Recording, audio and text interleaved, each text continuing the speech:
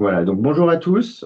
Encore une fois, on est très très heureux de vous accueillir ce matin pour ce webinaire qui est dédié à la quantification des bénéfices environnementaux des solutions de télégestion Lacroix pour l'éclairage public et les réseaux de distribution d'eau. On a le plaisir d'avoir avec nous Roger Couillet.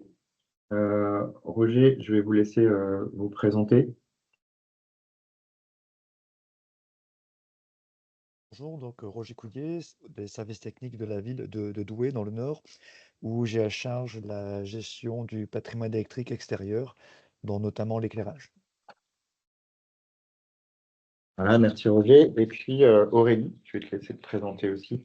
Bonjour à toutes et à tous, bienvenue au webinaire. Et donc, moi, c'est donc Aurélie Pigault. J'ai rejoint Lacroix pour travailler justement sur cette mission de quantification des bénéfices environnementaux qu'on va vous présenter aujourd'hui.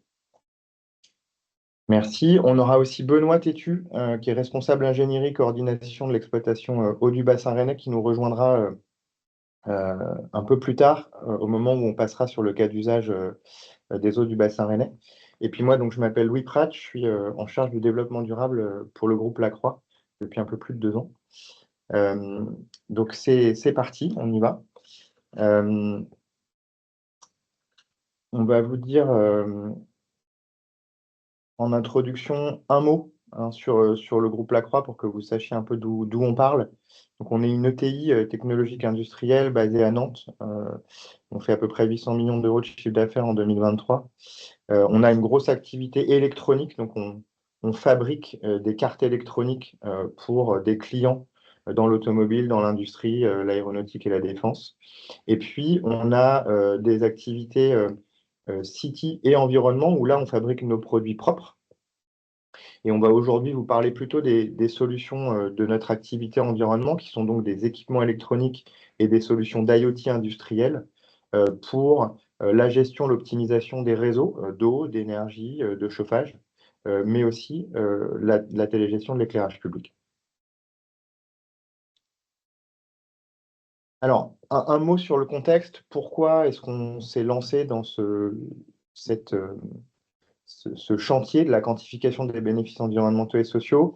Je vous l'ai dit, hein, on conçoit et on fabrique des solutions IoT qui ont un impact positif, hein, parce que c'est des équipements qui vont permettre de réduire les pertes en eau sur des réseaux de distribution, qui vont permettre d'économiser de l'énergie en ajustant l'intensité lumineuse des lampadaires, par exemple.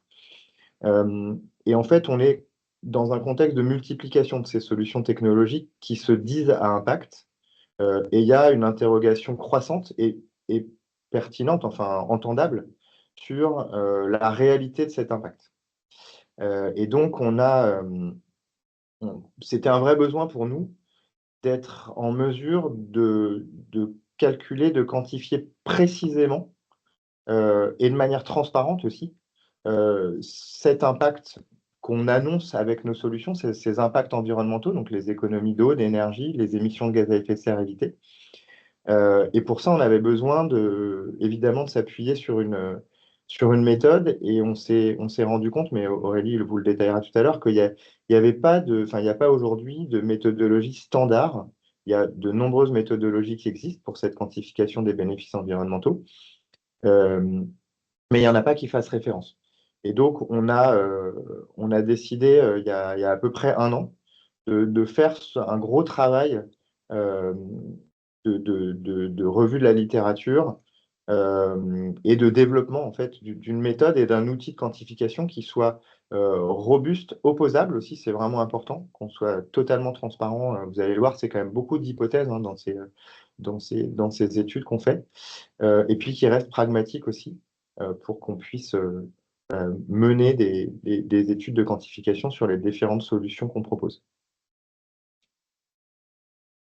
Donc, je vais maintenant vous présenter un petit peu plus la méthodologie de quantification qu'on a utilisée. Et justement, comment est-ce qu'on en est arrivé à cette méthodologie.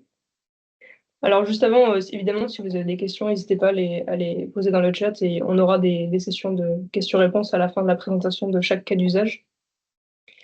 Donc, pour commencer, comme Louis il a un petit peu expliqué, il faut savoir qu'il y a énormément de méthodologies qui ont été publiées sur le sujet. Donc, on a des méthodologies qui ont été publiées par des organisations internationales comme le GAG Protocol. Il y a des méthodologies qui ont été publiées par des agences nationales, par des entreprises aussi parfois. Et donc, nous, le premier travail qu'on a réalisé, c'est en fait de faire un inventaire de toutes les méthodologies qui existent et de réaliser une comparaison. Donc là, c'est ce que vous voyez, on a à peu près 12 méthodologies qu'on a étudiées, selon différents critères que vous voyez sur les colonnes à droite. Donc notamment, on s'est intéressé à un critère qu'on appelait légitimité, savoir à quelle échelle est-ce que la méthodologie était utilisée, est-ce que c'était juste à l'échelle d'une entreprise ou à une échelle plutôt internationale. On a regardé pas mal d'autres critères, mais aussi notamment la précision de la méthodologie, à quel point est-ce qu'elle était détaillée, quelles étaient ses différentes étapes. Et un critère qui était vraiment important pour nous, c'est le dernier que vous voyez en jaune, c'est l'applicabilité. Et l'idée, c'était certes d'avoir une méthode précise et robuste, mais pas non plus qu'elle soit chronophage. Donc l'idée, c'était d'avoir une méthode qui reste applicable. Et donc cette première comparaison, elle nous a permis d'isoler 7 méthodes que vous voyez ici en vert. Et parmi ces 7 méthodes, on a fait une nouvelle évaluation un peu plus approfondie. On a vraiment mis en œuvre les méthodes, on a comparé les différentes étapes de chaque méthode, et on a abouti à la sélection d'une seule méthode qui s'appelle Empreinte Projet, qui a été déployée par l'ADEME en 2021.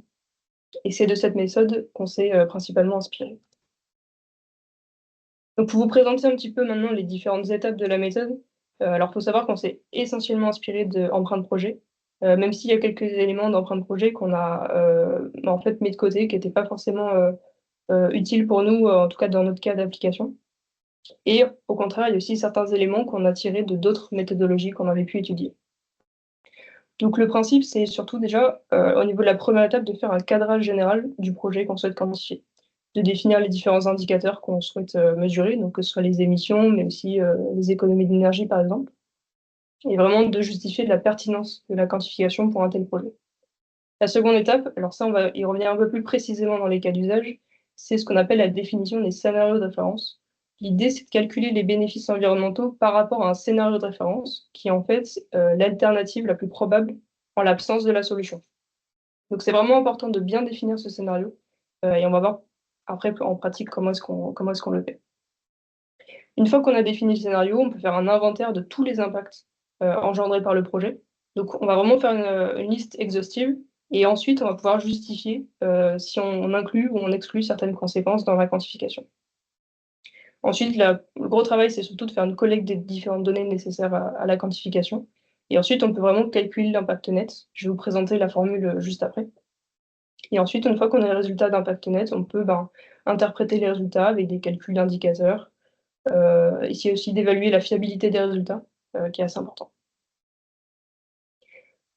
Donc si on revient maintenant sur l'étape 5, qui était le calcul de l'impact net, l'idée, comme je l'ai expliqué, ça va être de faire un inventaire de toutes les conséquences de notre projet aux différentes étapes du cycle de vie. Donc là, ce que vous voyez, c'est que par exemple, on va prendre en compte la production et distribution, l'installation, l'utilisation, entretien, maintenance et fin de vie.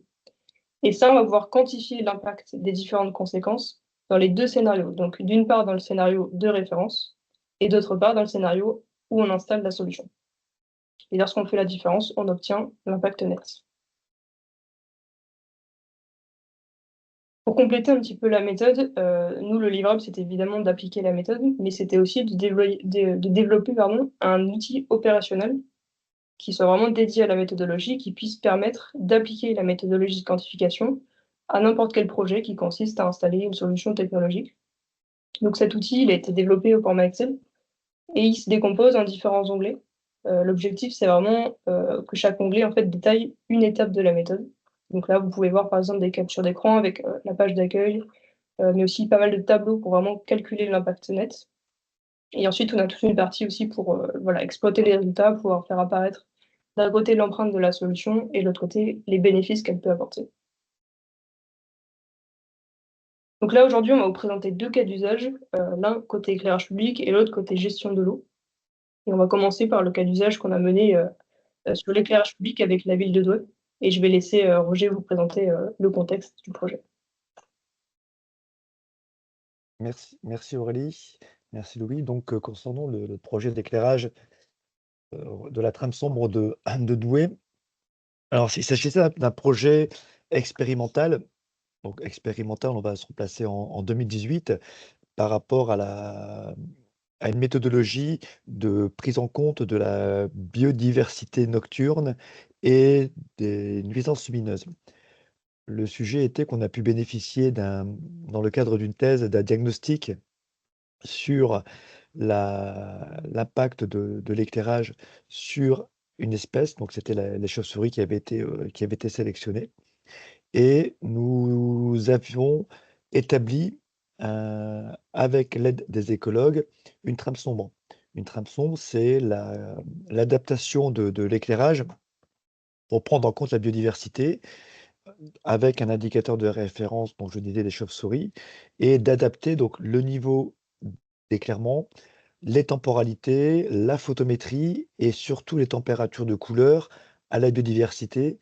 Et quand on parle de biodiversité, on parle également de l'être humain.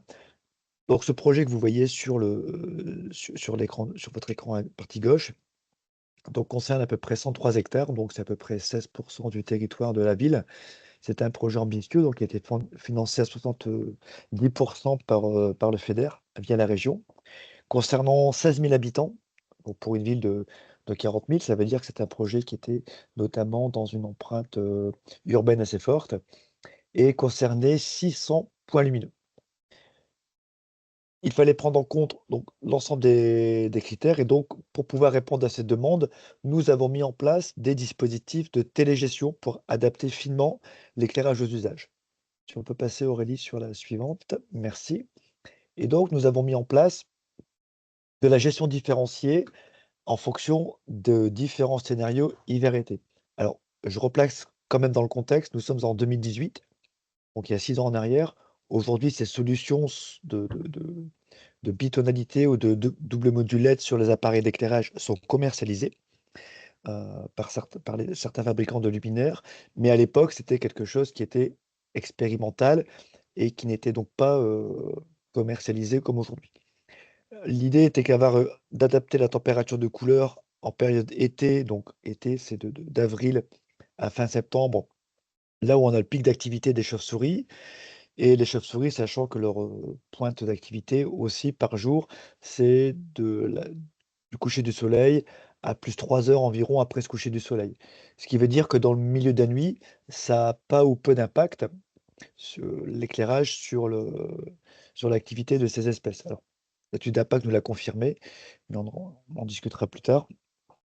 Donc, on a, vous voyez, un fonctionnement de 1200 Kelvin pour protéger la biodiversité. De 22 h à minuit, on baisse à 50% de puissance. De minuit à 5 h, on met en place, sur le même appareil d'éclairage, le second module LED qui va passer à 2700 Kelvin. Pourquoi? Parce qu'on est plus économe, et c'est encore vrai aujourd'hui, on a encore des gains qui sont avérés entre le 2007 et le 2200. Donc on passe à 10% environ de puissance. Et pour, pour l'activité des cyclistes et des piétons, on a mis en place des capteurs, donc des détecteurs de présence infrarouge, qui sont des systèmes qui sont éprouvés, alliés à de la détection communicante, donc avec des fonctionnements par groupe, et la télégestion permet d'adapter l'éclairage aux usages et de n'éclairer vraiment là où on a des déplacements de piétons et cycles. Et enfin, tous les jours, en été, de 5 h 30 à la remise en service, à l'extinction de l'éclairage, on revient sur la température de 2200 K. Alors, 2200 K, pourquoi? Parce qu'on s'est aperçu avec les écologues que c'est la température de couleur qui correspond au crépuscule et à l'aurore. Donc en termes de température, sachant que la lumière du jour est de 6500 K, donc c'est ce qu'on appelle le D65.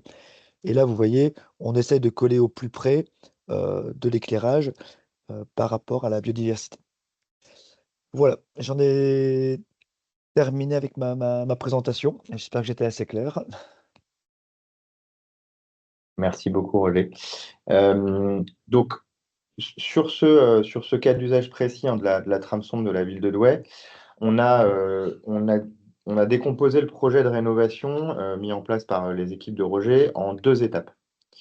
C'est-à-dire qu'initialement, il y avait un parc d'éclairage classique, conventionnel, avec des sources lumineuses, des ampoules à sodium, donc on appelle SHP.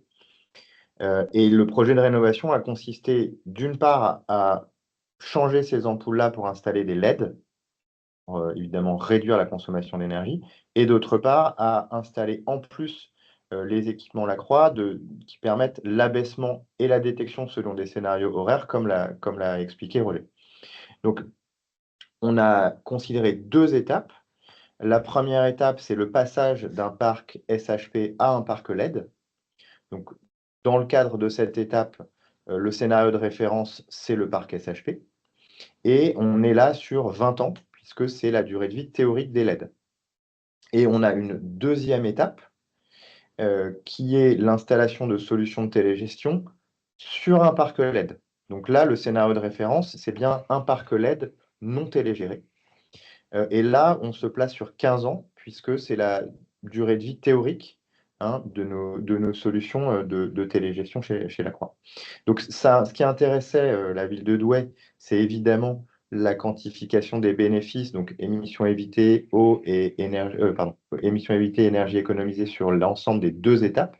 Et puis ce qui intéresse Lacroix de mettre en avant, c'est plutôt évidemment l'étape 2, c'est-à-dire les bénéfices apportés par les solutions de télégestion.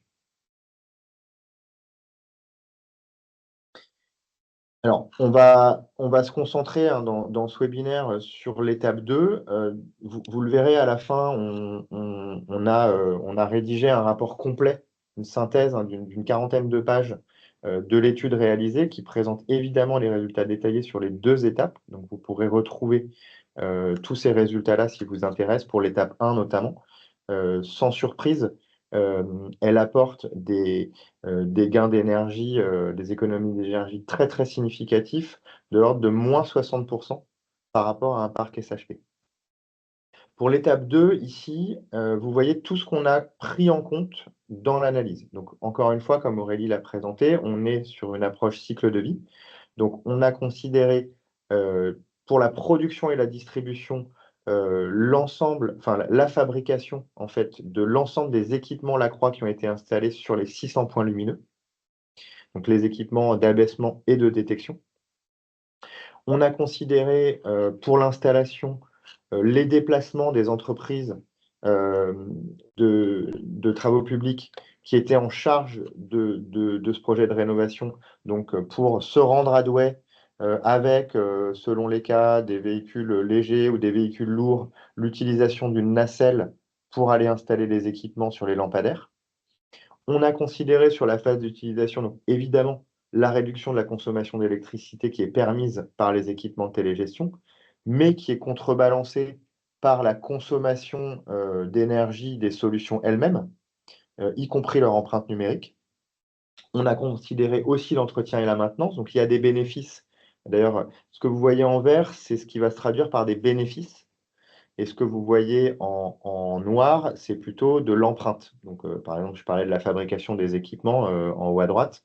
Évidemment, ça, c'est de l'empreinte. Donc, ça va venir gréver l'impact net du projet complet. Tandis qu'en vert, la réduction de consommation d'électricité pour l'éclairage est évidemment un bénéfice, comme le sont la suppression des tournées de nuit, puisque quand on n'a pas de télégestion, on doit faire régulièrement des tournées de nuit pour aller vérifier qu'il n'y a pas des ampoules qui sont cassées, qui doivent être réparées. Donc, la télégestion permet de les supprimer. Mais à l'inverse, il faut parfois réparer, remplacer les équipements qui peuvent tomber en panne. Donc, ça aussi, on l'a comptabilisé. Et puis, en fin de vie, on a pris en compte le recyclage de l'ensemble des équipements, enfin, la désinstallation et le recyclage de l'ensemble des équipements. L'idée, c'était d'être vraiment complet. Donc maintenant, on va justement reprendre toutes ces étapes une à une et vous présenter un petit peu les résultats. Alors juste avant, pour vous présenter un petit peu la structure, la structure des slides va être un petit peu la même sur toutes les étapes. Donc ce que vous allez retrouver en haut à gauche, c'est l'étape du cycle de vie à laquelle on se trouve. Là, en l'occurrence, on va commencer par la première étape, l'étape de production et de distribution, où on va prendre en compte la production de tous les équipements, donc à la fois TGIS et Sensi-City. Ensuite, sur toute la zone à gauche, dans cette zone-là, on va mentionner un certain nombre d'informations, que ce soit sur l'étape en question, certaines hypothèses qu'on a pu prendre, des résultats intéressants, et des chiffres, voilà, etc. Là, en l'occurrence, donc, dans cette étape-là, on va prendre en compte, voilà, on a fait l'inventaire de toutes les solutions qui étaient installées sur le périmètre de la trame sombre. Donc à la fois les détecteurs de mouvement, les différentes unités centrales de gestion dans les armoires électriques, et puis aussi tous les équipements qu'on va trouver dans les coffrets en pied de candélabre. Et l'empreinte de tous ces équipements, on la connaît grâce aux analyses de cycle de vie qui ont été réalisées. Et un des enseignements un des enseignements de cette étape, c'est que les détecteurs de mouvement ont la contribution majoritaire et représentent à peu près 70% de l'énergie consommée sur cette étape et 66% des émissions. Ce qu'on va pouvoir voir à droite maintenant, c'est un histogramme qui est en fait le cumul des empreintes et des bénéfices à chaque étape du cycle de vie. Donc là, ce qu'on peut voir en haut, c'est toute la partie empreinte. Donc ça va être l'empreinte de toutes les solutions qu'on a listées à gauche. Et dans la partie basse, vous allez retrouver tous les bénéfices, donc pour l'instant qui sont à 0 parce que cette phase n'apporte pas de bénéfices. Et ensuite, en haut, vous allez pouvoir voir l'impact net global, donc qui est pour l'instant positif, donc c'est une empreinte. Et cet impact, il est calculé sur 15 ans, qui est la durée de vie, sur la durée de vie des solutions, des différentes solutions de télégestion. Donc ça, c'est pour les premières étapes. Ensuite, on va pouvoir passer à la seconde étape, qui était l'étape d'installation. Donc là, on va prendre en compte tous les déplacements des entreprises et le fait qu'elles utilisent aussi des véhicules équipés de nacelles pour pouvoir procéder à l'installation des solutions. Donc, dans le cas de la ville de Douai, il y a eu 3 entreprises différentes qui ont procédé à l'installation, qui sont situées aussi à des distances différentes de la ville de Douai et qui utilisent différents véhicules. Donc, il y en a par exemple une qui utilise des camions poids lourds, tandis que d'autres utilisent des véhicules légers. Donc, on a pris ça en compte. Et donc, elles ont des impacts différents du fait de leur consommation de carburant différente. Donc ça, c'était un premier aspect. Une des hypothèses aussi qu'on a prises en compte dans cette étape, c'est que dans le cadre de la trame sombre, la ville elle a procédé simultanément à l'installation des modules LED et des solutions de télégestion. Donc ce qu'on a fait, c'est qu'on a pris en compte le fait qu'il y ait un seul déplacement pour réaliser les deux en même temps. Donc on a partagé cette empreinte, donc 50% pour l'installation des LED et 50% pour l'installation des solutions. Si on regarde maintenant comment est-ce que ça se traduit au niveau des histogrammes, on voit que évidemment ça ajoute à nouveau de l'empreinte. Donc on augmente un petit peu pour atteindre 43 MWh côté énergie et 13 tonnes de CO2 côté émission. Si maintenant on passe à l'étape d'utilisation, donc cette étape on l'a séparée en deux. La première partie, ça va concerner tout ce qui est la réduction de consommation d'électricité pour l'éclairage. Donc ça, voilà, comme Roger l'a expliqué tout à l'heure, l'éclairage, il se fait en fonction de scénarios qui dépendent des heures, des jours, des saisons aussi. Et puis, on a différentes températures de couleur. Une des hypothèses qu'on a prises, après avoir fait un petit peu d'études, c'est que on peut considérer qu'il y a environ 60 minutes de boost, donc à 100% sur détection, par nuit et par point lumineux. Et donc, toutes ces hypothèses, ça nous permet de montrer que quand on passe d'un éclairage LED à 100% de la puissance nominale toute la nuit, à un éclairage LED où cette fois-ci la puissance est modulée et où on laisse place à la détection lorsqu'il y a des usagers qui passent, on a une diminution de 46% de la consommation d'énergie. Donc on passe de un peu plus de 3 MWh à 1,6 MWh. 3 GWh. Pardon, gigawattheure, sur 15 ans. Et donc, évidemment, parmi tous les bénéfices, c'est vraiment le bénéfice principal. Ça représente à peu près 96% de l'ensemble des émissions évitées et 99% de l'énergie économisée. Donc, comment ça se traduit au niveau des histogrammes? Sans surprise, c'est vraiment très important. Et par un souci d'échelle aussi, on a dû couper les axes. Mais on passe maintenant cette fois-ci en négatif au niveau de l'impact net. Donc, on a 1,3 gigawattheure de bénéfices côté énergie et puis 70 tonnes de CO2 côté émission. Alors, ce que vous voyez aussi, par contre, c'est qu'il y a aussi une partie côté empreinte. C'est justement la deuxième partie de cette phase d'utilisation. Certes, il y a des bénéfices du côté de la réduction de la consommation d'électricité, mais les solutions, elles ont aussi une empreinte, puisqu'elles consomment de l'énergie pour fonctionner, et on a aussi pris en compte l'empreinte numérique. Donc, ce que vous voyez dans le premier tableau, c'est les différents scénarios de fonctionnement des solutions. Donc, les CIR, c'est les détecteurs de mouvement qui sont éteints le jour en veille la nuit et en marche seulement lorsqu'il y a des boosts, donc 60 minutes par nuit. Du côté de l'unité centrale de gestion TGIS dans les armoires, on considère en veille que ce soit le jour ou la nuit. Et ensuite, au niveau des nœuds communicants, donc qui sont en pied de candélabre, ils sont éteints le jour, en veille la nuit et en marche seulement lorsqu'il y a des transmissions d'informations. Ce que je dis aussi, c'est qu'on a pris en compte l'empreinte numérique des solutions, puisqu'il y a des consommations d'énergie qui sont faites pour transmettre les informations. Il faut aussi stocker les données, faire les différentes mises à jour des équipements. Et puis, l'utilisateur a la possibilité, via l'interface web, de visualiser les consommations aux différents endroits du parc d'éclairage. Et on a aussi tout un système d'alertes qui sont envoyées par mail et par SMS aux utilisateurs. Et donc tout ça, ça nous montre que l'empreinte numérique, ça représente 28% de la consommation d'énergie pour l'utilisation, donc 28% des 60 que vous voyez sur le premier histogramme. Alors maintenant, si on s'intéresse à la maintenance, à nouveau, on a à la fois des bénéfices et de l'empreinte. Les bénéfices, c'est lié au fait qu'on supprime, on n'a plus besoin des tournées de nuit qui avaient lieu avant à peu près 2 fois par mois sur le réseau. Donc, à nouveau, ça représentait des déplacements. Donc ça, c'est un bénéfice. Mais à côté de ça, il faut à nouveau faire des déplacements aussi pour procéder à la maintenance corrective des solutions. Donc ça aussi, on l'a pris en compte. Et si on regarde maintenant du côté des histogrammes, ça ajoute un petit peu de bénéfices, mais aussi de l'empreinte. Et alors maintenant, si on passe à la dernière étape, qui est la fin de vie, là, à nouveau, on va prendre en compte le recyclage de tous les équipements. Donc à la fois ceux qui étaient installés au début, mais aussi ceux qui ont dû être remplacés en cours de leur durée de vie en cas de panne. Et justement, pour procéder à la désinstallation, il faut compter des déplacements.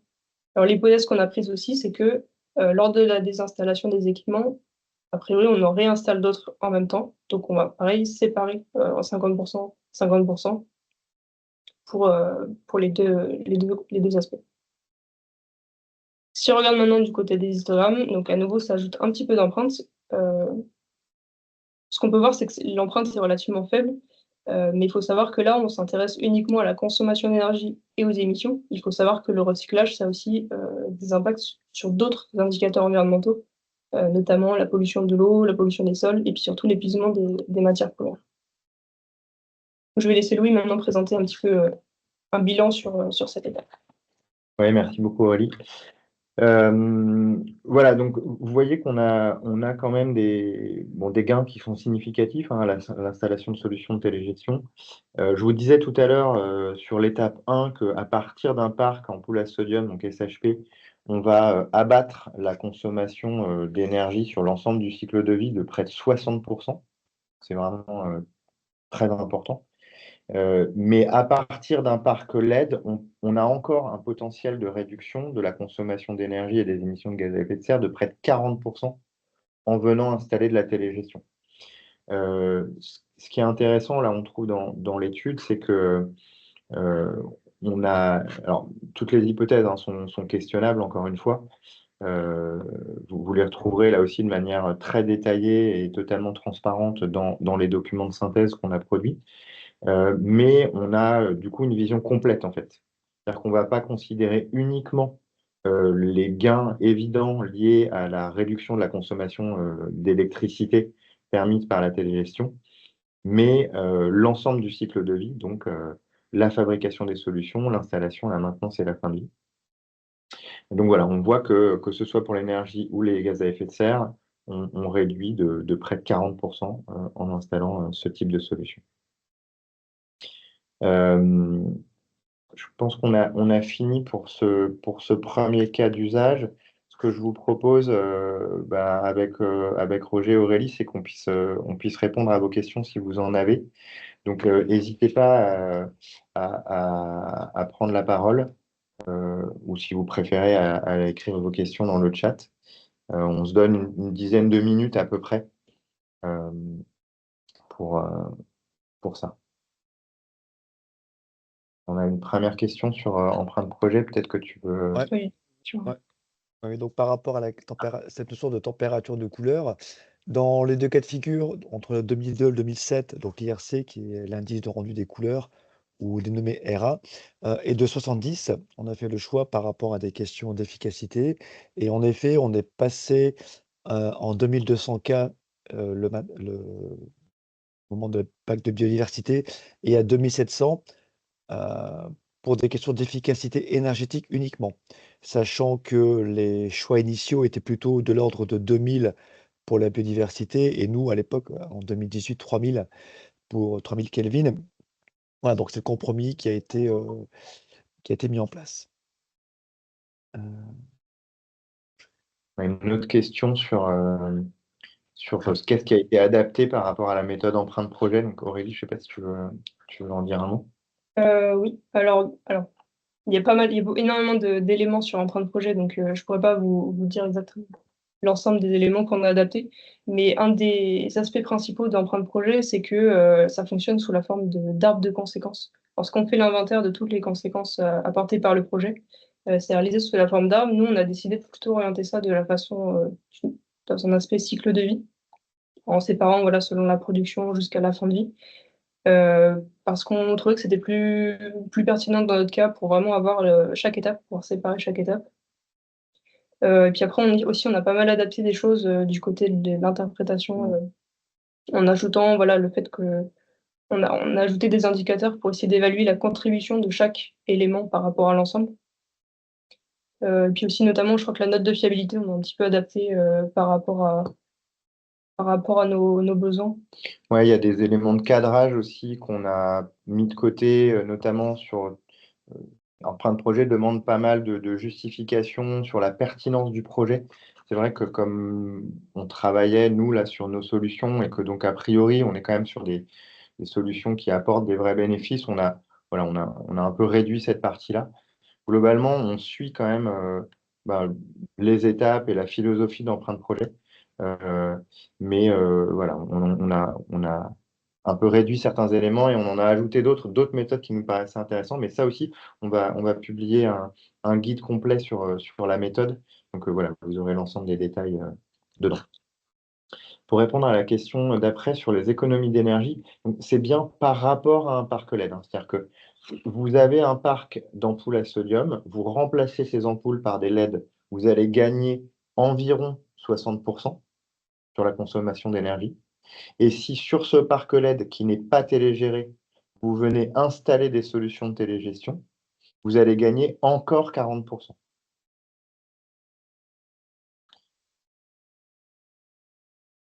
Je peux peut-être répondre aussi sur les ACV.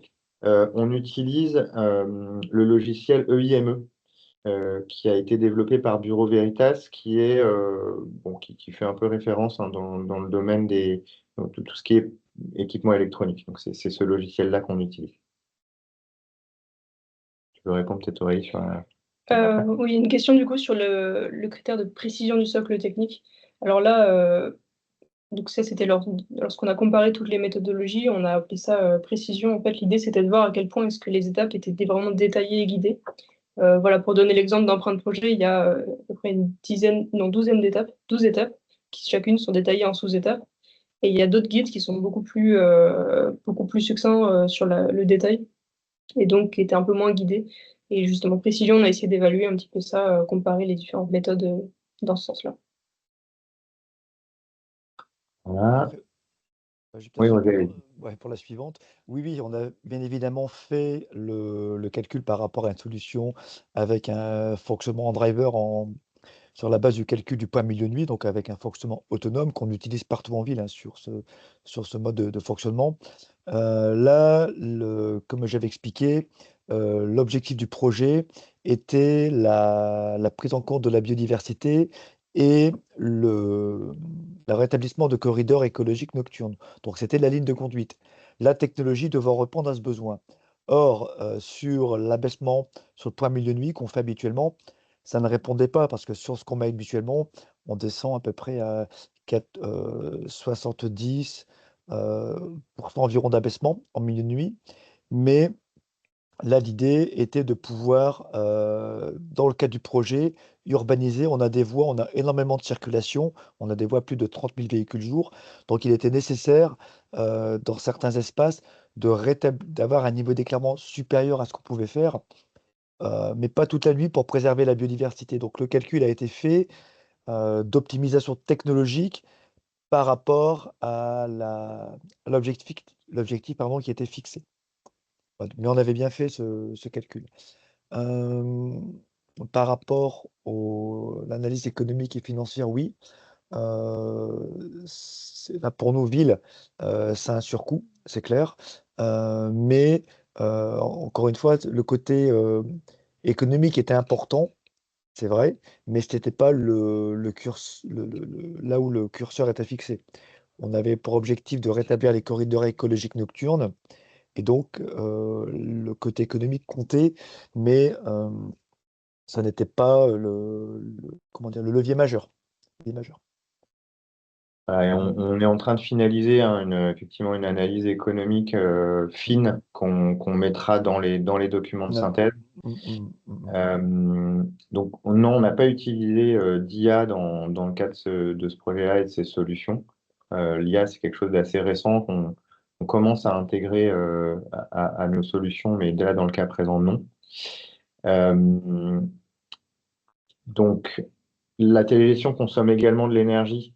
Bien sûr, hein, c'est ce que vous voyez. Donc ça, on l'a évidemment compté.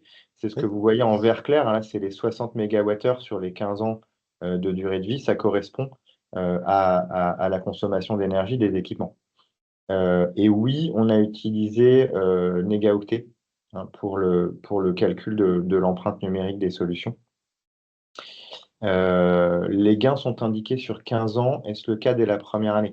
Alors, c'est des gains complets, c'est-à-dire que c'est pas linéaire. C'est-à-dire que typiquement, euh, par exemple, si on reprend notre histogramme sur l'énergie à gauche, les plus 8, non, les plus 29 en orange clair qui sont liés à la fabrication des équipements, bon, bah, ceux-là, on les prend directement dès l'installation. Les 14, c'est pareil puisque c'est l'installation. En revanche, les 60, ils sont liés à l'utilisation pendant les 15 ans. Donc, eux, ils vont s'étaler au cours du temps. Et puis, la maintenance, pareil, elle s'étale au cours du temps. Et les plus 8 de désinstallation et de fin de vie, eux, on les prend à la fin. Sur la partie bénéfices, les moins 1461, ils s'étalent aussi au cours du temps, puisque c'est les bénéfices liés à la moindre consommation d'énergie et à la réduction des tournées de nuit.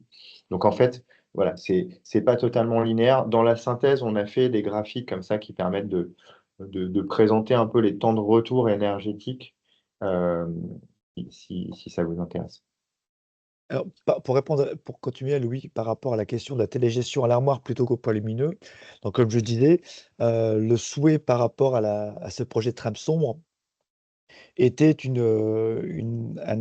comment dire? Une utilisation très fine par rapport aux usages, donc d'adapter l'éclairage, au poids lumineux. Donc il était donc nécessaire de faire une télégestion au poids lumineux plutôt qu'à l'armoire. Donc c'est plus onéreux certes, mais c'est beaucoup plus efficace en termes d'impact sur la biodiversité.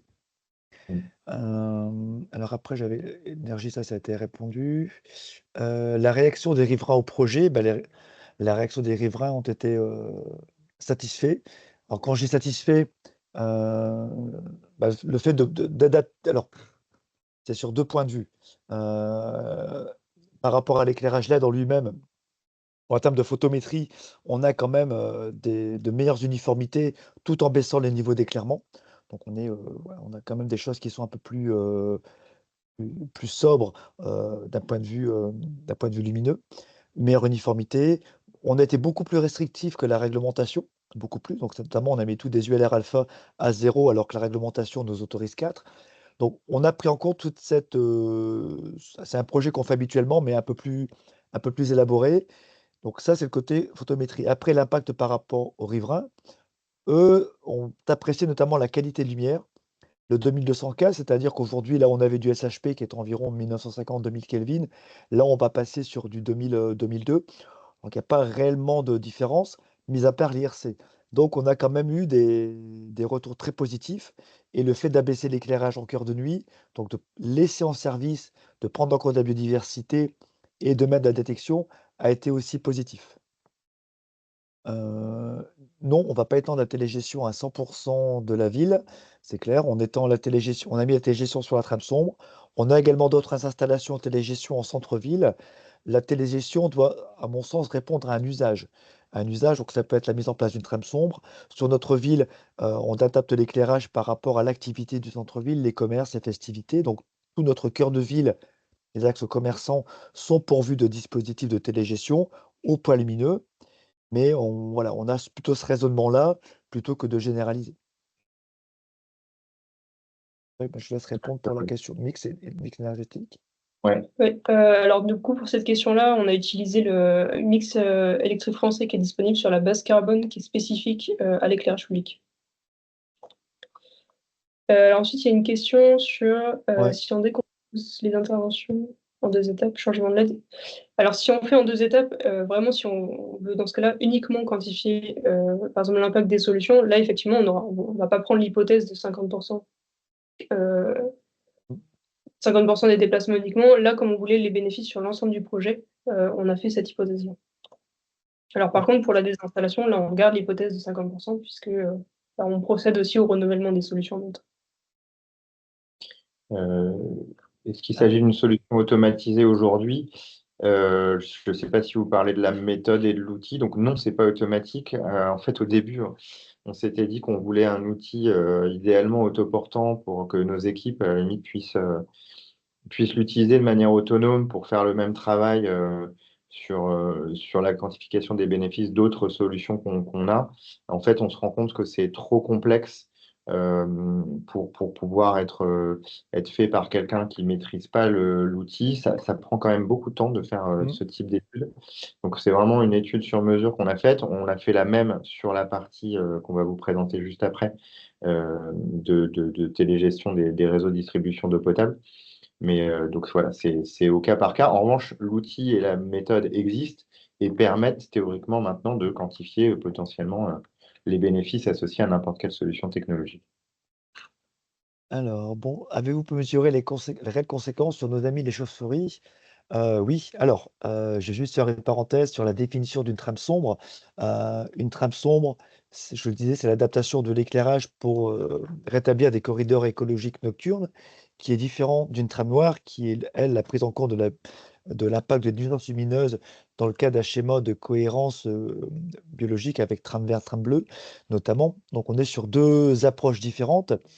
Une trame sombre, ça nécessite un diagnostic, comme je disais en préambule, qui a été réalisé, gracieusement dans le cadre d'une thèse, un plan d'action, donc les travaux que vous avez là, et une étude d'impact qui a été réalisée dans dans les conditions analogues que le diagnostic. Donc oui, ça a été fait d'ailleurs, c'est un projet global et donc l'étude qui a été faite, qui a été réalisée, montre quand même sur la répartition de l'activité des chauves-souris et donc par rapport à cet indicateur, un bénéfice qui a été apporté. Donc on avait des réservoirs de biodiversité qui aujourd'hui, bah, se sont transformés, qui se sont élargis. Donc on a réussi par ce biais à revoir l'activité des chauves-souris.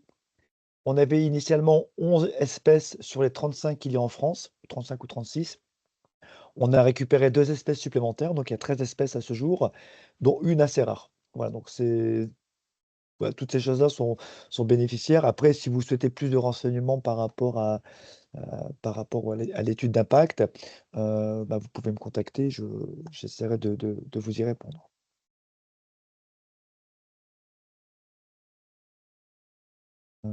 Référence sur votre base. Alors après, Morgane pose: «Vous pouvez mettre les références sur la conversation?» Les références, Ça, c'est bon, ça a déjà été. ah, On a envoyé les. OK, très bien.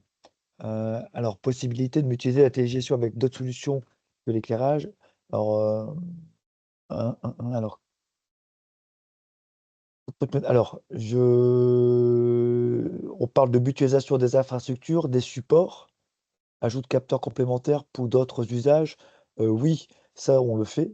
On vient de le faire justement dans le centre-ville. On a un réseau de télégestion pour l'éclairage et on a également des colonnes d'éclairage multi-usages, on va dire, donc des usages mutualisés. Euh, En fait, il faut oublier, voilà, soit on parle d'infrastructure, de canalisation, donc qui véhicule la télégestion, l'éclairage, etc. Donc là, oui, c'est des choses qui se font. Ou alors on scinde le support en tant que tel, donc le candélabre, et sur lequel on va bien mettre des usages. J'avoue, voilà, je comprends pas très bien la question. Si vous pourriez préciser un peu cette notion de mutualisation. J'en profite peut-être en attendant pour répondre à l'autre question, puis après on passera au second cas d'usage. Sur quel scope Oui, avez-vous réalisé ces études? ok. Euh, Scalable. Effectivement, on n'a pas compté ce qui était en fait existant dans les deux scénarios. Donc la fabrication des mâts, oui, on l'a pas comptabilisé puisqu'en fait dans les deux cas, qu'il y ait de la télégestion ou pas, Mm. il faut des mâts. Donc on a compté en fait ce qui change entre les deux. Mais effectivement, c'est une précision importante. Ouais. Non, le projet est-il scalable? Je ne sais pas ce que veut dire scalable. Est-ce qu'on pourrait imaginer étendre la télégestion, mais je crois que vous y avez déjà répondu, Oui. Roger. Dans le principe, oui. Euh, J'imagine. Mm. Après, il faut que ça réponde aux besoins. C'est ça, oui. Ouais. Scalable, c'est-à-dire qu'on puisse l'étendre à la totalité d'un territoire, sur Ouais. d'autres villes. Ah, oui, ok, parce que le terme de scalable, oui. Alors, Sur d'autres, on a aujourd'hui oui, beaucoup beaucoup de de villes, en clients, de collectivités hein, qui installent des solutions de télégestion. Mm. Euh, En général, après avoir déjà passé à un parc LED. Mais oui, oui, oui. Voilà, je vous propose qu'on passe, il est 10h20, pour respecter un peu le timing, au deuxième cas d'usage. Donc là, on va passer sur la gestion de la distribution d'eau potable. Euh, je, je crois que Benoît nous a rejoint. Benoît, est-ce que vous pouvez mettre peut-être votre caméra et vous présenter rapidement, puis on va vous passer la parole pour introduire ce cas d'usage. Bonjour, moi je suis Benoît Tétu, je suis le responsable de l'ingénierie et de l'expertise à la SPLO du bassin rennais. Voilà, et effectivement, on utilise des solutions Sofrel pour notamment la télégestion de nos compteurs de sectorisation et d'achat-vente d'eau. Ce que vous avez devant vous, c'est, on va dire, le schéma d'alimentation générale du secteur, avec la ville-centre Rennes et des distributions tout autour. L'étude qui a été faite par Sofrel est portée sur 3 secteurs: Passé, Vezin-Saint-Gilles à l'ouest, Rennes au centre et le sud au sud. Alors en termes de rendement, nous on est assez confortable, on va dire. Sur Rennes, on navigue autour de 95-96. Passé Vezin-Saint-Gilles, c'est 93 et le sud, c'était 89 l'année dernière. Et puis pour les linéaires, alors, oui, 500 km, c'est plutôt rennais. Au total, sur les 3 secteurs considérés, on est à 1 400 km de réseau. Donc tous ces réseaux et en règle générale, les réseaux du bassin rennais sont sectorisés de manière, importante. Sur ces 3 secteurs, on est à 104, secteurs au total. Il y a assez peu d'améliorations possibles, sans, bouleverser complètement les alimentations en eau. Donc voilà, on peut toujours améliorer les secteurs, c'est pas la question, mais effectivement là, on arrive à quelque chose d'une nouvelle fois assez exploitable. Et puis sur les fuites, et bien, sur ces 3 secteurs, on a 220 fuites en moyenne par an. Peut-être pour éclairer aussi les débats qui vont arriver, on ne quantifie pas les débits de fuite sur nos fuites. Ce que nous, on quantifie, ce sont les volumes. Donc ça complexifie effectivement les calculs à faire ensuite, puisque voilà, nous, on ne sait pas, fuite par fuite, ce qu'on a pu épargner, puisque voilà, on essaye de calculer, on va dire, grossièrement un volume de fuite considéré, mais c'est difficile de refaire le ratio dans l'autre sens.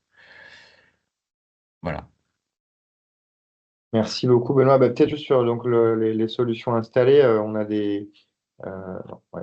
Voilà, il y a à peu près 144, enfin, à peu près, du coup c'est un peu assez précis, mais il y a 144 data loggers, donc c'est les équipements que vous voyez à l'image, qui sont des débitmètres qui permettent la télérelève en fait quasiment en permanence en temps réel des débits qui passent par les différentes canalisations, le calcul des débits, et puis la détection du coup facilitée des fuites sur ces réseaux qui sont sectorisés. Donc là, Benoît l'a dit, on parle d'un périmètre étudié où il y a 500 km de canalisation qui couvre à peu près 340 000 habitants sur une partie de la métropole rennaise, donc une grande partie, et puis 15 millions de mètres cubes d'eau distribués par an.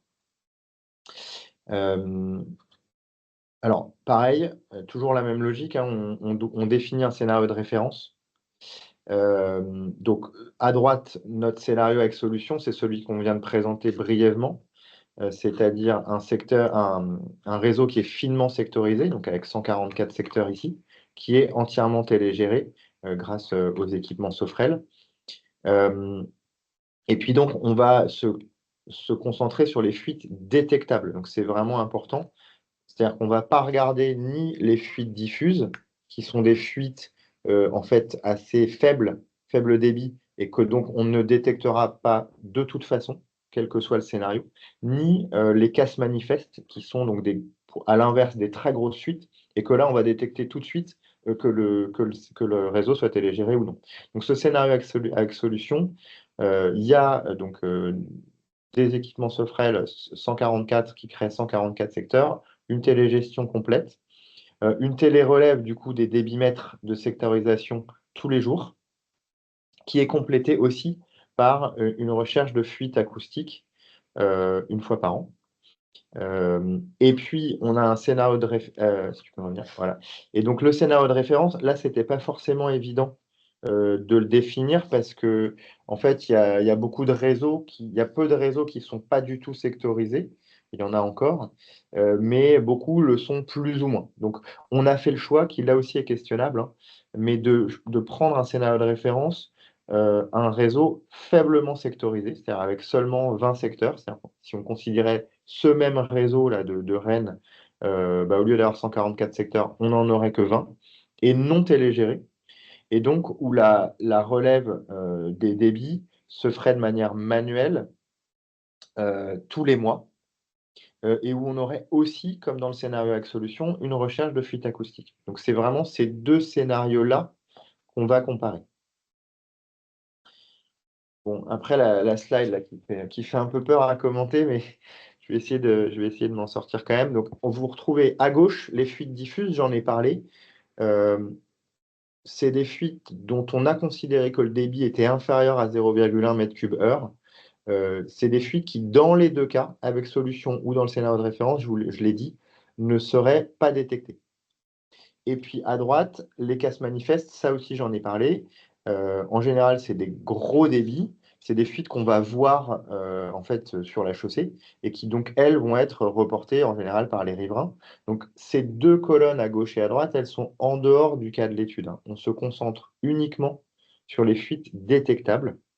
Donc la ligne du haut, et donc sur ces fuites détectables, on va avoir en tout cas pour les années qu'on a étudiées, une moyenne de 77 fuites par an pour ces fuites détectables uniquement. Dans le cas du scénario avec solution, donc avec des data loggers Sofrel 144 qui permettent de télégérer le réseau, on va distinguer les fuites qui sont supérieures à 0,5 m3/heure.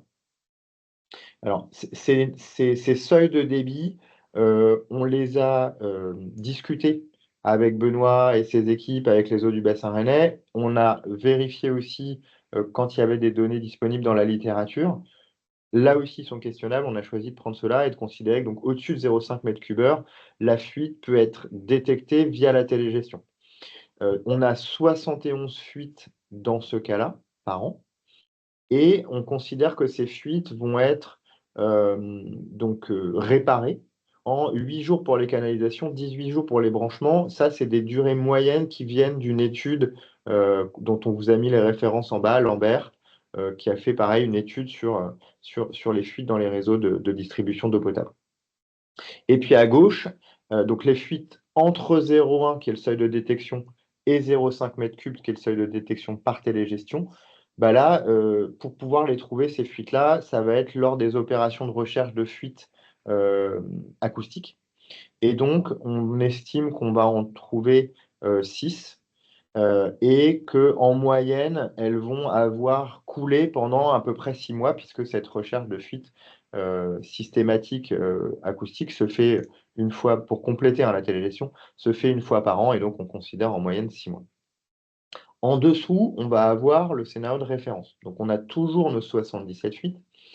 Là, en fait, il y a, alors, avec les données qu'on avait, il n'y aurait qu'une fuite qui serait détectée via relevé manuel mensuel.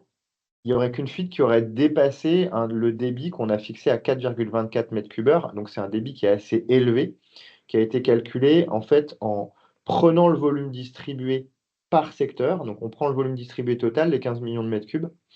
On a 20 secteurs dans ce scénario de référence, donc on va diviser par 20. Et puis, donc ça va être le volume qui va passer tous les mois en moyenne dans chaque secteur. On va considérer que s'il y a un écart de plus, enfin de 10% par rapport à ce qu'on va voir d'un mois sur l'autre, ça va alerter les services de l'eau. Et donc, on va aller repérer la fuite comme ça. Mais donc, on est forcément sur un débit de fuite pour pouvoir être repéré de cette manière-là qui doit être assez élevé et qu'on a fixé avec cette formule-là à 4,24 mètres cubes heure. Donc, il y aura une fuite qui va être détectée comme ça, qui va être réglée en moyenne en 2 mois, parce qu'on va considérer qu'il va y avoir une première alerte sur le premier relevé, un relevé de confirmation et ensuite une intervention pour la réparer. Et puis ensuite, le reste des fuites, donc les 76 autres fuites, elles vont avoir un débit compris entre 0,1 et 4,24 mètres cubes heure. Et là, on va s'en remettre à la recherche de fuite acoustique et on va considérer que cette recherche de fuite acoustique va permettre de repérer les 15% les plus grosses fuites, les 15% plus grosses fuites. Et donc là, on va en repérer et réparer 11 sur les 76 qui vont aussi s'écouler en moyenne sur 6 mois parce que là aussi, cette recherche peu systématique sur l'ensemble du réseau, on va la faire une fois par an. Et puis les 65 autres fuites, bah, elles vont continuer à s'écouler pendant toute l'année. Alors certaines après vont évoluer, vont s'agrandir et donc vont finir par être repérées et à rentrer dans les 15% les plus importantes. Et voilà les hypothèses qui ont été considérées. L'inventaire, même logique. Sur la partie production-distribution, on a pris la fabrication de l'ensemble des 144 data loggers de Sofrel, mais aussi la fabrication des réactifs de potabilisation, c'est-à-dire que quand vous distribuez de l'eau potable, il faut l'avoir potabilisée, et donc il faut avoir utilisé des réactifs chimiques qui ont permis de rendre cette eau potable à partir de l'eau qui est prélevée dans le milieu naturel. Et on va le voir, en fait, le fait de ne pas perdre une quantité importante d'eau grâce à la télégestion, ça permet aussi de ne pas utiliser une grande quantité de réactifs de potabilisation. Et vous allez le voir, ça a été un des enseignements majeurs de l'étude, c'est que le fait de ne pas fabriquer ces réactifs-là, ça a des bénéfices en termes de consommation d'eau, d'énergie et de gaz à effet de serre très importants. Sur l'installation, on a pris en compte évidemment le déplacement des techniciens et des entreprises chargées de l'installation des data loggers sur le réseau. Pour l'utilisation, on a un bénéfice très important lié au fait qu'on évite des fuites, qu'on évite aussi les déplacements pour les relevés manuels qu'on avait dans le scénario de référence. Et puis à l'inverse, les data loggers, donc les débitmètres, les équipements Sofrel, vont consommer de l'énergie qu'on a évidemment aussi comptabilisé.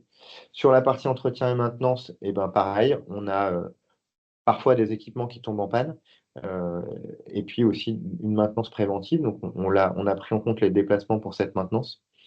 On n'a pas pris en compte le fait que on a potentiellement des travaux de réparation sur la voirie après une fuite, et que donc si on arrive à les détecter, on va avoir moins de travaux de réparation. Donc ça, c'était un bénéfice, mais on a pris en compte évidemment la désinstallation et le recyclage des équipements en fin de vie. Donc à nouveau, on va rebalayer toutes les étapes une à une pour vous présenter un petit peu les résultats en détail. Donc, pour commencer, la partie de production et distribution. Donc, on va prendre en compte la production des data loggers. Donc là, on a 144. À nouveau, on a leur impact grâce à l'analyse de cycle de vie. Et on se rend compte que cette étape de production, sur l'empreinte totale des data loggers, ça représente à peu près 37% de leur consommation d'énergie totale et 44% de leur émission. Donc, si on regarde au niveau des histogrammes à nouveau, donc cette fois-ci, on a ajouté l'eau économisée, puisque ça fait partie des indicateurs environnementaux étudiés dans cette étude. Donc, à nouveau, on a une empreinte. Alors, ce qui est marqué en rouge ici, c'est que ce qu'on a évoqué, c'est qu'il y a énormément de bénéfices liés à la production des réactifs.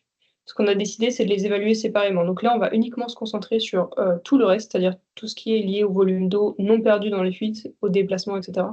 Mais tout ce qui est lié à la production de réactifs, on va le présenter dans une slide après, parce qu'on a décidé de séparer vraiment ces deux effets. Si on se concentre maintenant sur la deuxième étape, qui est l'étape d'installation, donc à nouveau, on va compter des déplacements pour venir installer ces data loggers. Alors, l'hypothèse qu'on a prise, c'est qu'ils sont tous installés successivement. Et donc, on va compter 30 km de déplacement par data logger en moyenne. On va aussi prendre en compte quel type de véhicule a été utilisé pour prendre en compte sa consommation de carburant. Et ce dont on se rend compte, c'est que l'installation a quand même une relativement faible contribution pour l'instant par rapport à la production. Alors maintenant, si on regarde justement la phase d'utilisation, qui à nouveau est séparée en deux étapes, donc là, on va se concentrer sur toute la partie liée au volume d'eau qui sont non perdus dans les flux détectables. Ce qu'on a vu au niveau des scénarios, on va pouvoir évaluer en fait les volumes d'eau qui sont perdus dans les fuites détectables. Alors uniquement les fuites détectables, on ne prend pas en compte les casses manifestes ni les fuites diffuses. Et parmi toutes les fuites détectables trouvées aujourd'hui, donc que ce soit par recharge de fuite ou télégestion, on va prendre cette même quantité qui est dans le scénario de référence trouvée soit par relevé mensuel, soit par recharge de fuite, soit pas détectée. Et donc en faisant l'écart, on peut estimer l'eau qui n'est pas perdue dans les fuites détectables grâce à la sectorisation. Et ça représente un volume de à peu près 950 000 m3 par an, ce qui représente, voilà, pour vous donner un petit peu un ordre de grandeur, un peu plus de 300 piscines olympiques par an, ce qui n'est pas négligeable. On a aussi fait le travail de convertir ces volumes en termes d'énergie et d'émissions. Pourquoi l'énergie? Parce que voilà, il y a de l'énergie aussi qui est nécessaire pour produire cette eau, donc au niveau du pompage, des installations de potabilisation. Et puis on a aussi tout ce qui est déplacement liés au relevé qui sont évités. Donc ces déplacements se traduisent aussi en termes d'énergie et d'émissions. Et donc là, on a à peu près 500 MWh par an qui sont économisés en termes d'énergie. Donc c'est globalement la consommation annuelle électrique moyenne de 98 foyers français. Et au niveau des émissions évitées, on a 23 tonnes de CO2 par an. C'est à peu près 47 vols Paris-New York. Un des autres enseignements, c'est que si on regarde au niveau du rendement du réseau, le rendement moyen donc sur les trois secteurs, donc soit Rennes, la zone sud et la zone constituée des villes de Passé, Vezin et Saint-Gilles, on a un rendement à peu près de 92%, 92,2% aujourd'hui avec la télégestion. Et le travail qu'on a fait, c'est aussi de calculer quel serait le rendement sans la télégestion, et donc il serait 5,5% plus faible, donc à peu près 86,7%. Donc si on regarde du côté des histogrammes, à nouveau là c'est vraiment énormément de bénéfices. À nouveau, on a dû couper les axes pour des questions d'échelle, pour qu'on puisse voir aussi un petit peu le détail. Mais voilà, on se rend compte que c'est vraiment très important. Et à nouveau, il y a aussi une partie liée à l'empreinte sur cette phase d'utilisation. Cette empreinte, c'est donc au niveau des data loggers, pardon, ils fonctionnent sur batterie. Et il y a aussi un certain nombre de consommables qui vont être donc comptés dans cette phase d'utilisation. Et à côté, on a aussi pris en compte l'empreinte numérique, donc d'une part côté hardware, donc en prenant vraiment le stockage des données au niveau du data logger, les échanges de données. Et puis aussi, ce qu'on a évoqué, c'est qu'il y a une plateforme à nouveau qui permet de voir les données qui sont relevées via télégestion. Et donc là, on va prendre en compte le fait qu'il y a des serveurs qui sont utilisés, des bases de données, qu'on puisse consulter la plateforme et aussi recevoir des alertes par mail. Donc ça, on ajoute une petite par rapport à ce qu'il y avait déjà. Alors maintenant, si on regarde la partie maintenance, donc là, ce qu'on a vu, c'est que maintenant, il faut prendre en compte aussi des déplacements liés aux solutions qui peuvent tomber en panne. Et il y a aussi une opération de maintenance préventive qui a lieu donc, chaque année pour vérifier les index sur chaque data logger Sofrel. Et ensuite, au niveau de la maintenance corrective, on va aussi avoir des interventions en cas de défaillance des data loggers. Donc au niveau des histogrammes, voilà, on se rend compte qu'on ajoute un petit peu d'empreintes également. Et maintenant, si on regarde la partie fin de vie, à nouveau, on va compter le recyclage des solutions et le déplacement des solutions. À nouveau, on va mutualiser avec le renouvellement des solutions en prenant que 50% des déplacements. Et donc là, ça ajoute aussi un petit peu d'empreintes. Et je vais laisser lui maintenant présenter un petit peu le bilan sur cette étape. Oui, merci Aurélie. En fait, donc on se rend compte, alors on est prudent à pas dire que c'est de l'eau économisée, puisqu'en définitive, l'eau retourne au milieu naturel, mais c'est quand même de l'eau qui est pas perdue hein, pour les eaux du bassin rennais notamment.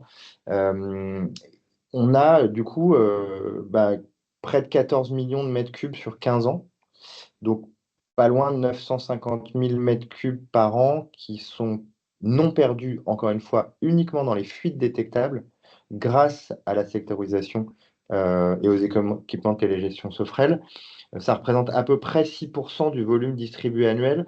Alors, ce cas d'usage, il a été, Benoît le disait, hein, c'est assez compliqué de mesurer l'eau non perdue dans les fuites. Ça prend en compte pas mal d'hypothèses, je vous les ai présentées tout à l'heure. Donc, c'était vraiment important pour nous aussi d'essayer de corroborer un peu nos résultats avec d'autres méthodes. Donc, c'est ce que vous voyez en dessous. Il y avait eu une étude faite par Bearing Point il y a à peu près un an, une étude aussi de l'Agence de l'eau Loire-Bretagne. Et puis, on avait nous-mêmes utilisé deux autres méthodes.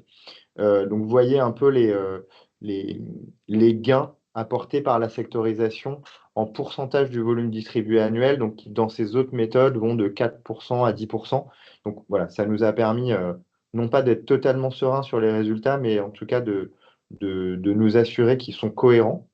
Ce qui est très intéressant aussi, et pour le coup, c'est vraiment des économies nettes, c'est de voir que sur 15 ans, on va économiser plus de 7 gigawattheures euh, d'électricité grâce au fait qu'on aura en fait pas produit ces 14 millions de mètres cubes et que ça représente aussi euh, près de 350 tonnes de CO2 équivalent. Donc ça, en fait, c'est pas forcément instinctif, c'est-à-dire qu'on pense tout de suite que la sectorisation va permettre d'éviter de perdre de l'eau dans des fuites, mais ça permet aussi d'économiser énormément d'énergie et d'éviter les émissions de gaz à effet de serre. Alors, le focus donc, sur les réactifs de potabilisation, on l'a mis à part pour pas tout mélanger, mais vous allez voir que c'est très conséquent aussi. Peut-être pour un mot d'explication, donc pour potabiliser l'eau, ce que vous voyez à gauche, c'est qu'on utilise un certain nombre de réactifs, donc le soude, du chlorure ferrique, etc. On en utilise en moyenne 350 grammes pour produire 1 mètre cube d'eau. Ce que vous voyez au milieu, c'est que sans sectorisation, donc dans le scénario de référence, on va utiliser à peu près 368 tonnes de réactifs pour produire les 900, enfin, les presque 1 million de mètres cubes qui seront perdus dans ce scénario-là, dans les fuites détectables. Tandis que dans un réseau sectorisé, finement sectorisé, on va utiliser seulement 10 tonnes de réactifs, euh, puisqu'on va perdre beaucoup moins d'eau. Et donc, on s'est basé sur l'ACV des réactifs que vous voyez en bas. Il faut 1,5 en fait, il faut 1,5 mètre cube d'eau pour produire 1 kg de réactif. Il faut presque 1 kWh pour produire 1 kg de réactif, etc. Et donc, à droite, vous voyez en fait les bénéfices en fait, secondaires qui sont permis euh, par le fait qu'on ne va pas produire ces réactifs. Donc, le fait de ne pas utiliser presque 350 tonnes de réactifs pour produire l'eau qui ne va pas être perdue grâce à la sectorisation, ça va permettre d'économiser là aussi presque 600 000 mètres cubes d'eau par an. Donc c'est vraiment colossal, hein. On est à 900 000 mètres cubes en eau non perdue direct du réseau. mais le fait de ne pas produire les réactifs va permettre d'en économiser là aussi 559 000 m3 par an et 328 MWh par an et 350 tonnes de CO2 équivalent. Donc ça aussi, on n'y pense pas forcément, mais avoir une sectorisation, ça va non seulement permettre de perdre beaucoup moins d'eau dans les fuites, mais aussi d'utiliser beaucoup moins d'énergie pour produire cette eau et beaucoup moins de réactifs pour potabiliser cette eau. Donc en fait, si on additionne les gains sur l'eau, l'énergie, les émissions évitées, on arrive à des chiffres vraiment très importants. Pour l'eau, on sera à près d'1,5 million de mètres cubes par an. Et puis pour l'énergie, les émissions évitées, pareil, on aura des chiffres significatifs. Voilà, et puis donc là, vous avez une vision complète des résultats. Et puis après, on va passer aux questions. Mais donc vous retrouvez en colonne l'eau, l'énergie, les émissions de gaz à effet de serre. Dans le scénario de référence, on va avoir donc on va perdre 14 millions de. Enfin, pardon, je m'y perds. On va avoir 23 millions de mètres cubes d'eau dans les fuites détectables. Le fait de sectoriser va nous permettre d'économiser 14 millions de mètres cubes d'eau sur 15 ans, encore une fois. Donc on retrouve nos moins 60%. C'est-à-dire qu'avec nos data loggers, on va perdre seulement, entre guillemets, 9,6 millions de mètres cubes d'eau. Donc, on va économiser 14 millions de mètres cubes, 7,2 gigawattheures, c'est les chiffres que je vous présentais tout à l'heure, et 347 tonnes de CO2. Et puis, on a mis en dessous les gains permis par la non-production et distribution des réactifs, où là, vous voyez qu'on a quand même donc, nos 9 millions de mètres cubes sur 15 ans, 4,8 gigawattheures, et en fait, beaucoup d'émissions de gaz à effet de serre, parce que, en fait, pour le coup, c'est-à-dire que le gain sur les émissions de 347, il est très faible en France parce qu'on a une énergie totalement décarbonée et que là, on parle de l'énergie utilisée pour produire l'eau, tandis qu'en bas, on a une énergie qui est utilisée pour produire les réactifs qui ne sont pas fabriqués en France. Donc là, on est plutôt sur un mix européen, voire mondial. Et donc, on a une quantité très importante d'émissions de gaz à effet de serre. Et donc, à droite, vous voyez la répartition. En fait, sur les économies d'eau totales, ou l'eau non perdue totale, on va avoir 60% sur la non-production du volume et 40% sur la non-production des réactifs, 60% pour l'énergie et 40% pour la non-production des réactifs pour l'énergie, pardon. Et puis sur les émissions évitées, ça s'inverse complètement avec ce que je viens d'expliquer. C'est que le gain va être plutôt sur la partie non-production des réactifs. Donc, je suis désolé, je réalise que c'était un peu une avalanche de chiffres à la fin. Encore une fois, je précise que c'est important de prendre ces chiffres avec des pincettes, même si on a essayé d'être précis, de corroborer nos hypothèses avec d'autres études. Ça reste de l'estimatif. Et effectivement, je réagis en direct à la remarque qui est faite. Il y a des régions qui nécessitent beaucoup moins de traitement et donc le gain lié au réactif serait aussi beaucoup plus faible. Là, on est dans le cas d'usage de la ville de Rennes. Voilà, donc Benoît, je ne sais pas si vous voulez compléter et puis on peut commencer à prendre des questions un peu comme tout à l'heure. Ouais, sur cette question-là, je vois qu'il y en a deux à peu près pareils sur la question des coûts et de la qualité d'eau. Oui, on a deux éléments fondateurs aussi pour nous, c'est-à-dire que nous, on produit beaucoup plus d'eau d'origine de rivières, de barrages. Donc effectivement, ça a un impact sur les coûts de traitement et ça a un impact sur les coûts de pompage également. Donc c'est vrai que la transposition de ces montants à une autre typologie de ressources, et voilà, il faut les prendre avec des pincettes. Pour le coup, par contre, connaître l'impact des traitements sur le prix de l'eau et de l'énergie sur le prix de l'eau, ça a aussi une autre ouverture, c'est que ça permet de dialoguer aussi avec les agriculteurs, notamment quand ils mettent en place des intrants. Ça, c'est plutôt une partie collectivité ou du bassin rennais. C'est un projet qui s'appelle Terre de source et ça permet de justifier aussi tout un tas d'actions autour pour s'éviter des traitements vis-à-vis des intrants. Voilà. J'ai vu qu'il y avait une question aussi, alors ça, je me permets d'anticiper sur la sectorisation et les remontées heure par heure ou jour par jour. Nos habitudes de fonctionnement sont plutôt jour par jour, c'est-à-dire qu'on a un bilan tous les jours qui nous permet de savoir si les débits de nuit ou les volumes journaliers de la journée précédente étaient en dérive. Heure par heure, on l'utilise, mais plus dans le cas d'un focus, c'est-à-dire quand on a déjà un doute ou quand on a besoin de se rassurer ou regarder un autre élément. Mais effectivement, nous, on fonctionne avec nos bilans journaliers sur un jour, 2 jours pour avoir un vrai recul, parce qu'on n'est pas à l'abri non plus d'une consommation qui serait réelle et qui finalement ferait dériver nos indicateurs. J'ai vu une question aussi concernant la précision des remontées des débitmètres et des remontées d'informations par le Cadevin, je crois. Oui, effectivement, il y a des pertes. C'est aussi pour ça qu'on vous décrivait le fait que nous, on y passe au moins une fois par an pour récupérer les index, parce qu'il y a des pertes. Après, ça a peu d'impact, en tout cas déterminé de notre côté, sur nos performances de recherche de fuite. Ça a des impacts sur la facturation de l'eau quand on utilise ces compteurs-là d'eau pour la facturation, ça c'est sûr, et c'est pour ça qu'on a besoin d'y passer. Mais pour autant, perdre des impulsions,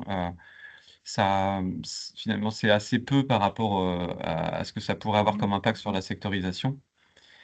Et puis, on va dire que comme nous, on est sur des bilans, on compare aussi une trame de plusieurs années sur ce qui est en train de se passer. Donc, on va dire si l'erreur, elle est tout le temps répétable, eh bien, finalement, elle ne nous impacte pas dans notre détection de fuite. Voilà, peut-être je vous laisse prendre les autres questions ou je sais pas. Ouais, merci Benoît. Peut-être juste une dernière, enfin une pour vous là aussi, quand il y a une question qui dit quand vous dites sectorisation fine, de combien de kilomètres de réseau par secteur parlez-vous? J'imagine que c'est variable. Alors, c'est super variable. Ouais. Il y a des règles là, je vous invite à vous rapprocher plutôt des préconisations de l'Agence de l'eau. Comme je vous le disais, le linéaire total, c'est 1400 km et vous aviez compté 144 loggers, ça fait 104 secteurs pour nous. Donc voilà, vous avez à peu près le ratio. Après, effectivement, c'est très inégal. Quand on est en urbain, on a des secteurs qui peuvent être beaucoup plus grands, notamment parce qu'à Rennes, on a un réservoir de chaque côté de la ville et donc on a des phénomènes d'échange qui font qu'on a du mal à fermer finalement des canalisations pour en faire des secteurs. Donc c'est très variable et ça dépend. Voilà, il faut vraiment que vous l'appliquiez en fonction de l'urbanité ou de la ruralité de vos secteurs.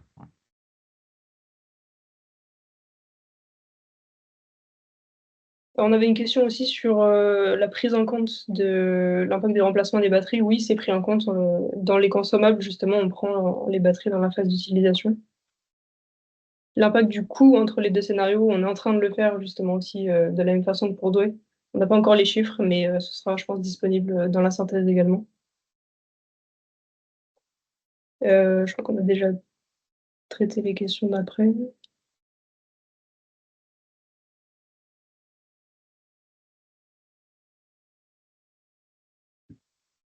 Il y a une question sur la quantité de réactifs.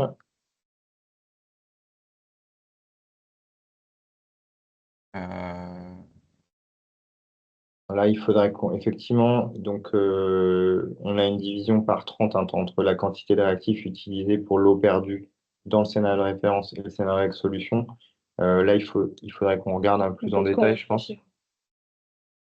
Les quantités en elles-mêmes, une nouvelle fois, si, en gros, on connaît par volume produit les quantités d'énergie, les quantités de réactifs que ça nous demande. Donc, on a ces chiffres, mais ils sont très, très en lien avec notre production et on va dire l'état de notre ressource.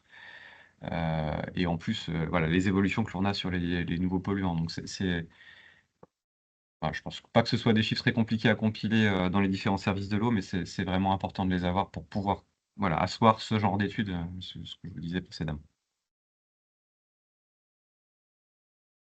Vous aurez encore une fois, hein, on est en train de la finaliser, enfin de les finaliser, là, les synthèses vraiment longues, hein, parce qu'on parle de documents qui font pas loin de 50 pages, où on détaille vraiment de manière très précise l'intégralité des hypothèses qu'on a prises.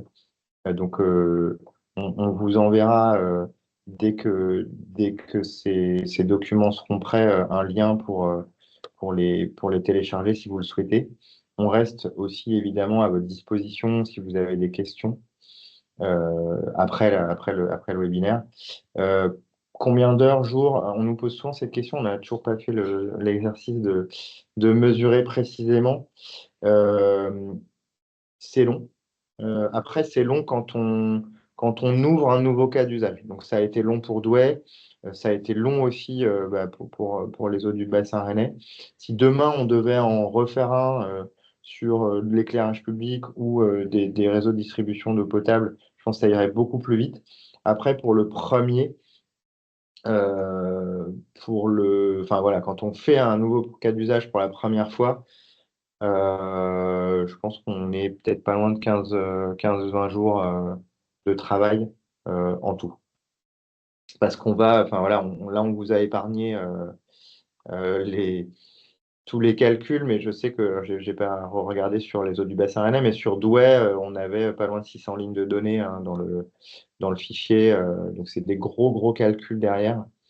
Donc ouais, ça prend beaucoup de temps. Peut-être une question pour vous, Benoît, sur